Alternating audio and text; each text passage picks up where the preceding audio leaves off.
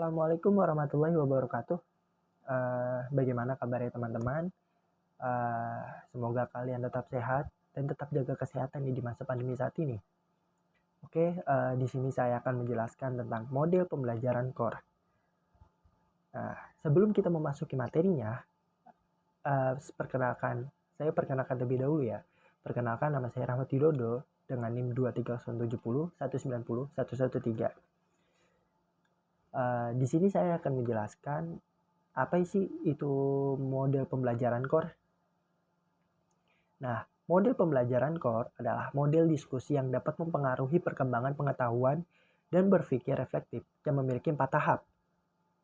Yang pertama itu ada connecting, yang kedua organizing, yang ketiga reflecting, dan yang keempat adalah extending. Nah, konsep dasar dari para ilmuwan yang saya ambil adalah menurut Jacob. Dikutip oleh Wijayanti di tahun 2012, core adalah salah satu model pembelajaran yang berlandaskan pada konstruktivisme. Nah, konstruktivisme ini adalah sebuah teori pendidikan yang mengedepankan meningkatkan perkembangan logika dan konseptual pembelajaran. Nah, dengan kata lain, model pembelajaran core ini adalah model pembelajaran yang dapat digunakan untuk membuat siswa itu aktif dalam pengetahuannya sendiri. Ya, maksudnya ini adalah siswa bisalah mencari materinya sendiri itu dengan pengetahuannya sendiri, dengan materi sendiri. Nah, dalam membangun pengetahuannya sendiri, itu siswa dapat berinteraksi dengan lingkungannya. Bisa pergaulan antar teman atau lingkungan yang dekat-dekat dengan dia. Nah, lalu ada 4 macam nih.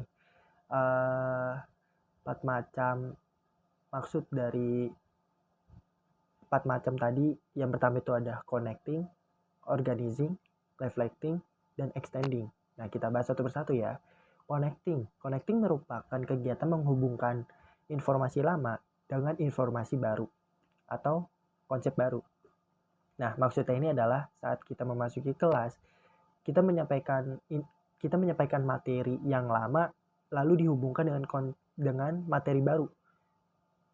Konsep lama dihubungkan dengan konsep yang baru kepada siswa. Jadi kayak kita masuk ke materi nih. Kita menjelaskan dulu. Sebelumnya kalian tahu nggak sih materi ini tentang ini dari ini. Nah, kita hubungin kembali materi yang sebelumnya dengan konsep yang baru ini. Lalu yang kedua itu adalah organizing. Organizing adalah kegiatan mengorganisasikan informasi-informasi yang telah diperoleh.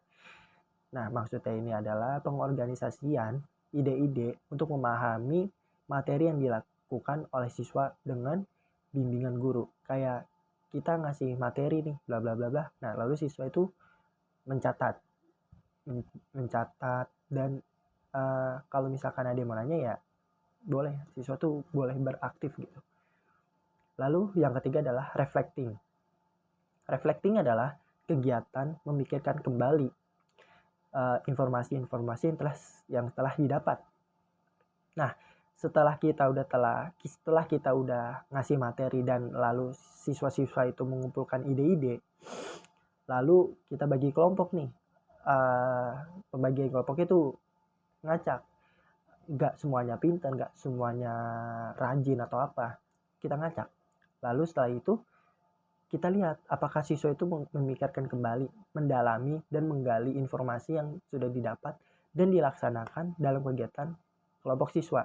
Kayak siswa itu berperan aktif gitu di kelompoknya tersebut, kayak menjelaskan lagi ke teman-teman yang bisa juga begitu. Nah, itu salah satu kegiatan reflecting yang memikirkan kembali, mendalami dan menggali informasi yang sudah didapat dan digunakan ke kegiatan kelompok tersebut.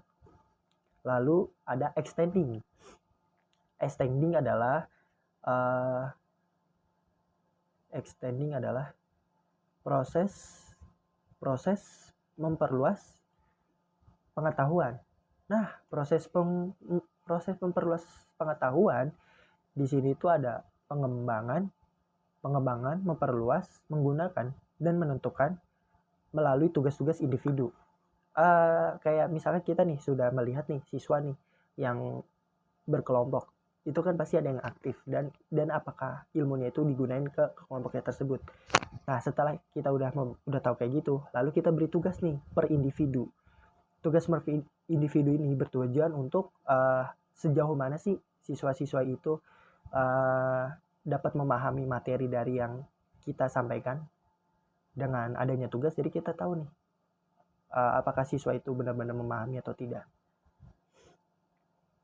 Nah, setelah saya sudah menjelaskan tentang langkah-langkah atau cita-cita atau dari maksud dari pembelajaran core ini, nah di sini ada keunggulan. Nah, keunggulan siswa itu yang pertama itu siswa lebih aktif dalam belajar. Siswa lebih aktif dalam belajar ini maksudnya siswa tuh memiliki kebebasan. Yang penting dia itu mengaplikasikan apa yang udah dia dapat. Lalu yang kedua itu melatih daya ingat. Itu udah pasti melatih daya ingat tentang suatu konsep atau informasi. Yang ketiga adalah melatih daya pikir kritis siswa terhadap sesuatu masalah. Ya tadi di dalam suatu kelompok bagaimana cara siswanya itu memperselesaikan masalah-masalah yang diberikan oleh guru. Lalu yang terakhir, memberikan siswa pembelajaran yang bermakna. Itu udah pasti. Nah, di sisi keunggulan pasti ada kelemahan. Kelemahannya itu yang pertama, membutuhkan persiapan matang dari guru untuk menggunakan model ini. Supaya kita dapat melihat pergerakan siswa itu sejauh mana memahami materi kita. Nah, kita itu membutuhkan persiapan matang dari guru untuk menggunakan metode ini. Lalu yang kedua, memerlukan banyak waktu. Nah, dari kita yang lihat dari bagaimana caranya siswa itu berinteraksi atau menerima tanggapan dari kitanya, itu memerlukan waktu yang cukup lama. Gak bisa kayak kita langsung set, wah, oh ternyata begini, wah ternyata begitu. Itu memerlukan waktu banyak, apalagi kalau misalkan siswanya itu banyak. Lalu yang ketiga, gak semuanya mata pelajaran itu dapat menggunakan metode cara ini. Gak semuanya. Jadi ya itu semuanya tergantung dari kematangan gurunya tersebut sih. Oke. Sekian dan terima kasih penjelasan dari model pembelajaran core. Kalau ada yang mau nanya, silahkan japri ke saya. Terima kasih. Wabillahi taufiq walhidayah. Wassalamualaikum warahmatullahi wabarakatuh.